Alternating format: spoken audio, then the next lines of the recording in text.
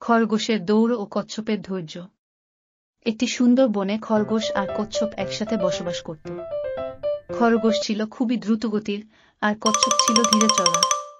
খরগোশ সবসময় কচ্ছপকে মজা করে বলতো, তুমি এত ধীরে চলো কেন? আমি তোমার চেয়ে অনেক দ্রুত।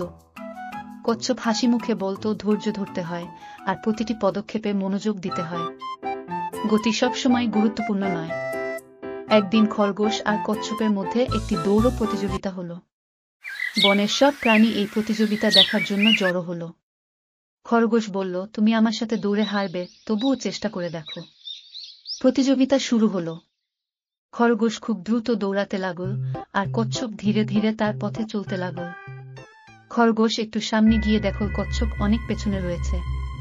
সে ভাবল, কিছুক্ষণ বিশ্রাম করি, তারপর দৌড়িয়ে সহজেই জিতে যাব। খরগোশ একটি গাছের নিচে বসে বিশ্রাম করতে করতে ঘুমিয়ে পড়ল।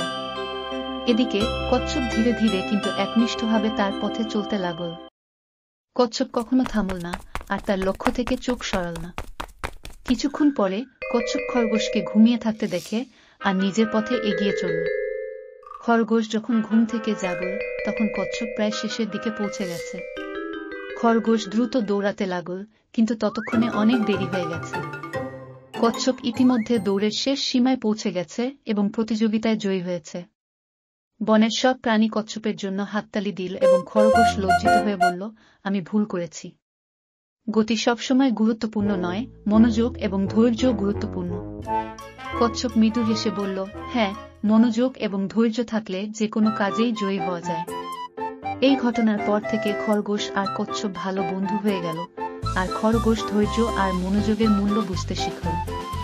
বনের সব প্রাণীও এই কাহিনী থেকে শিখল যে জীবনে ধৈর্য ও মনোযোগ দিয়ে চললে সফলতা আসবেই।